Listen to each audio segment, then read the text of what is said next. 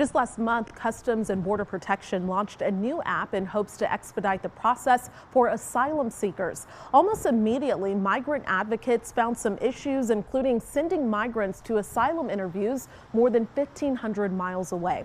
And now there is another problem. Following the developments is Border Reports Sandra Sanchez. As always, she is joining us this afternoon. Sandra, thanks for being with us. Delving into this, asylum-seeking families are making those really difficult decisions just to reach these interviews. Can you break down what's happening here? Right. Thanks for having me. Yeah, several asylum-seeking families, when they got to ports of entry, were told that their children didn't have individual interviews and they were turned away.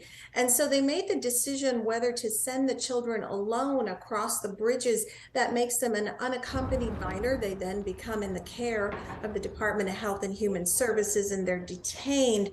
But what these families don't realize is when that happens, it can be weeks, months before families would be reunited because background checks need to be done and the government needs to ensure that they're putting the children with legitimate families who come across.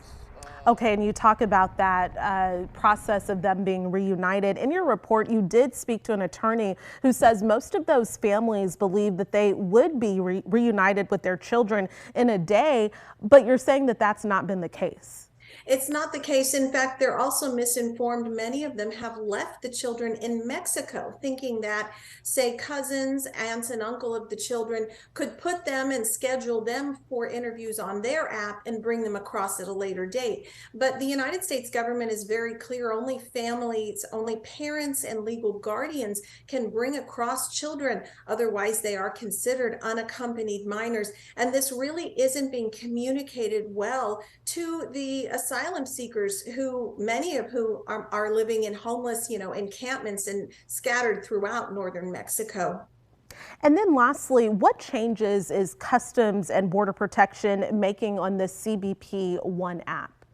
Right. Since last week's news broke about the children, on Friday, the Department of Homeland Security told me that they are tweaking the app. They are now allowing families to apply in group blocks. They've also eliminated a thing called facial recognition, which was giving families a lot of trouble. So now they can upload photos.